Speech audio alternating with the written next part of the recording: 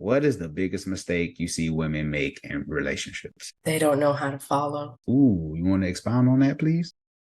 Um, Actually, they're scared to follow.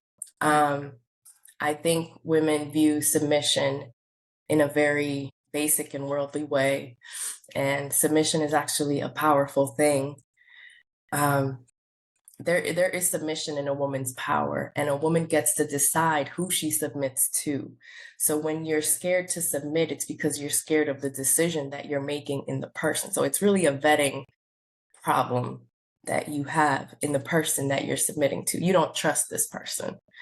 Um, as a woman, you submit to a man, and he is supposed to lead from the front, but it is your job as a woman to cover his back and cover the sides and his blind spots. You as a woman have that power. I don't view submission as something weak, but I do believe that as a woman, you have to be wise about who you decide to submit to. So that's one mistake that I feel that women make. We're scared to let somebody lead us. Mm, that's good. Yeah, because that's a show within itself. I'll say Yes. that. I'll save that for another time. From seeing your parents' relationship, what did it teach you about marriage? My parents got divorced when I was 18. Okay. My parents taught me how to be a how to be a good partner to my husband or my future husband, not necessarily a good wife.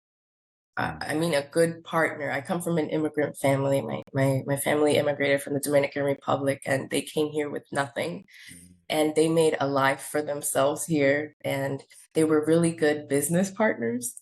Um, they were amazing business partners. So I learned a lot about how to function with my partner in that way, you know, everybody having their own role.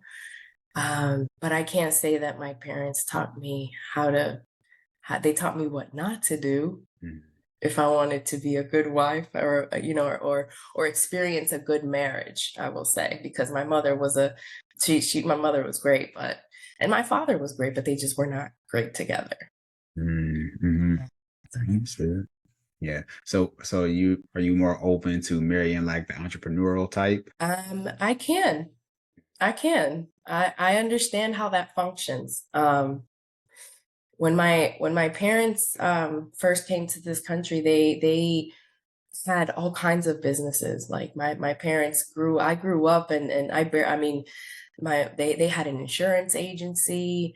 They did income tax for people. They had like a multi-service. They had a convenience store. I was the kid at the bodega. Mm, I was the kid at the bodega because that's where my parents had.